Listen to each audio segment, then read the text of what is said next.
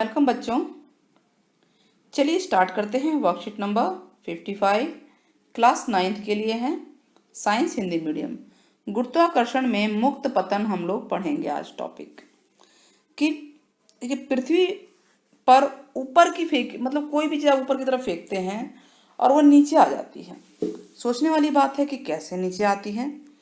तो चलिए इस क्वेश्चन का जवाब ढूंढते हैं कि कोई भी वस्तु जो पृथ्वी की सतह से ऊपर की ओर फेंकी जाती है वह एक ऊंचाई तक जाके नीचे गिरने लगती है। आपने बॉल फेंका ऊपर, एक मैक्सिमम ऊंचाई तक जाएगी, उसके बाद वो नीचे गिरने लगेगी। तो कोई भी वस्तु केवल पृथ्वी के गुरुत्वाकर्षण के कारण नीचे गिरती है तो इस प्रकार के पतन को मुक्त पतन कहते हैं। पता चला आपको मुक्त पतन क्या होता है कि जब कोई वस्तु सिर्फ और सिर्फ पृथ्वी के गुरुत्वाकर्षण के कारण नीचे गिरती है तो इसको बोलते हैं मुक्त पतन। तो मुक्त पतन के समय वस्तु की गति की दिशा को तो समान रहती है परंतु उसके वेग में लगातार वृद्धि होती है, नीचे बहुत तेजी से आती है।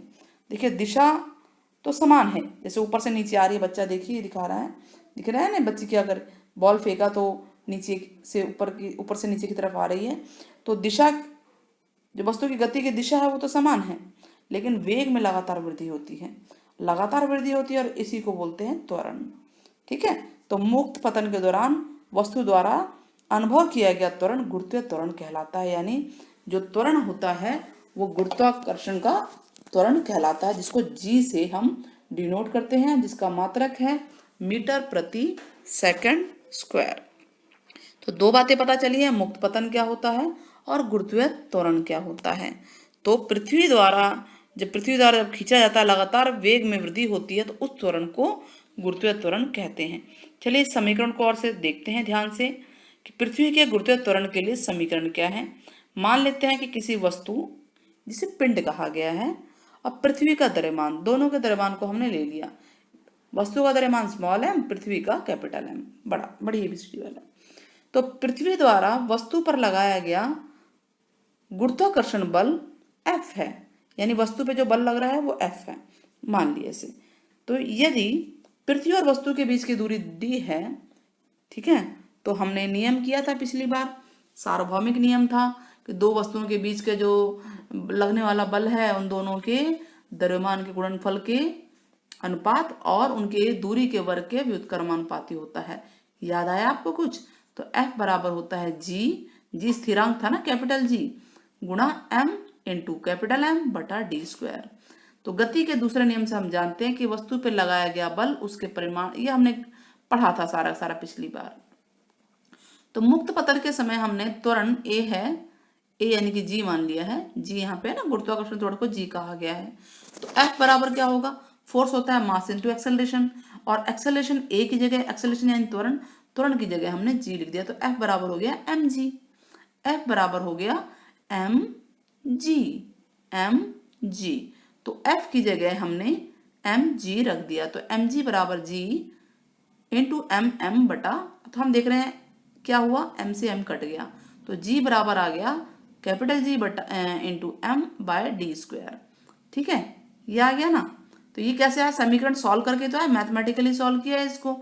यदि वस्तु की सतह पर, यानी वस्तु पृथ्वी की सतह पर अथवा उसके बहुत निकट है तो जो डी है, जो दूरी डी है पृथ्वी की त्रिज्या के बराबर होगी, यानी गुरुत्वाकर्षण बल के कारण त्वरण होगा। यानी जी का मान, सीधी सी बात है, जी का मान हमें पता है कि ये होगा। जी बराबर क्या होगा? जी क्या है? गुरुत्वाकर्षण त्वरण, वो होगा पृथ्वी का द्रव्यमान, ये एम किसका द्रव्यमान था? पृथ्वी का था ना, बटा में दोनों के बीच की दूरी का वर्ग, और दूरी यहाँ पर डी जो है यहाँ पे आर हो गई है त्रिज्या, ठीक है, डिस्टेंस यानी त्रिज्या का हिसाब हो गया, आर स्क्वायर हो जाएगा इनटू में जी। चलिए और इसके बारे में और सारी बातें जानते हैं कि पृथ्वी एक समान रूप से गोलाकार नहीं है, इसीलिए इसकी त्रिज्या भी ध्रुवों से विषुवत वृत्त अगर हम जाएंगे, देखिए पृथ्वी में विषुवत वृत्त की तरफ जाते हैं हम, ये पृथ्वी मान लीजिए है तो ये विषुवत वृत्त है और त्रिज्या सबसे बड़ी यही होगी ना, सबसे बड़ी त्रिज्या तो यही होगी।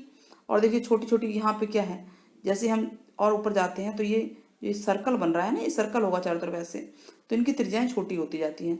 और ध्रुव पे तो सर्कल बहुत छोटा होता है, तो त्रिज्या विषुवत की ओर आते हैं तो त्रिज्या बढ़ती जाती है। परिणाम स्वरूप क्या होता है, तो जी का मान है ध्रुवों पर विषुवत से अधिक हो जाता है, ध्रुवों पर विषुवत से अधिक हो जाता है। तो ये दिखा रहा है ध्रुवीय त्रिज्या विषुवत की त्रिज्या, इस तरह से है ये। ठीक है,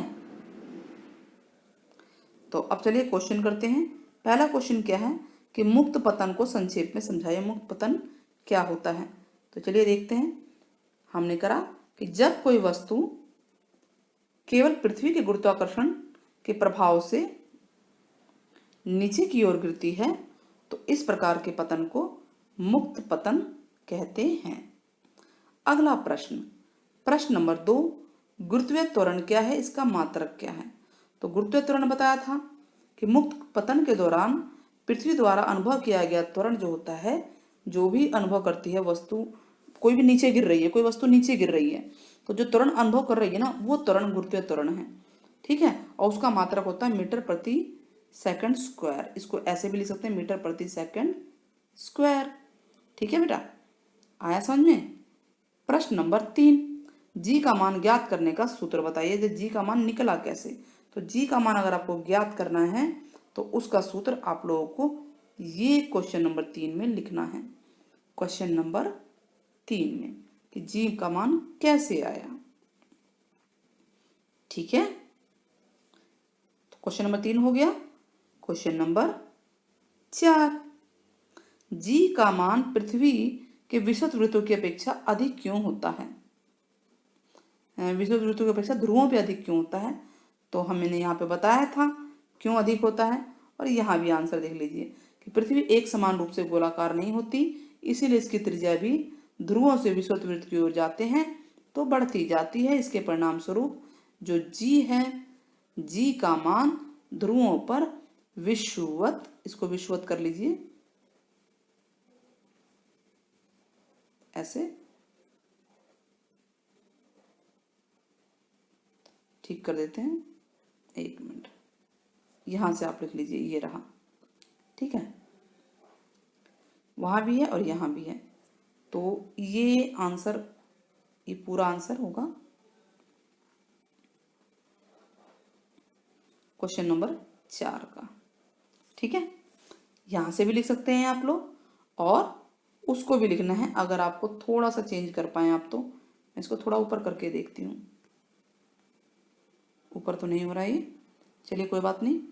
एक समान से विषुवत यहाँ पे आप ठीक कर लीजिएगा इसे, और यहाँ पे जी का मान कर लीजिए, तो विषुवत लिख लेंगे, विषुवत। ध्यान रखना है कि पृथ्वी एक समान रूप से गोलाकार नहीं है, तो इसकी त्रिज्या जो है ध्रुवों से जब हम विषुवत वृत्त की तरफ जाते हैं तो बढ़ती जाती है, जिसके परिणाम जी का मान विषुवत वृत्त पर अधिक होता है। ठीक है, विषुवत वृत्त से ध्रुवों पर अधिक होता है। क्लियर हो गया। तो इस तरह से हमारी ये छोटी सी वर्कशीट पूरी होती है। आप लोग बताइएगा कि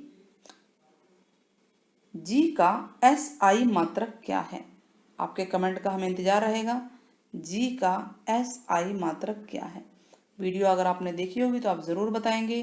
till then take care, bye bye, have a nice day.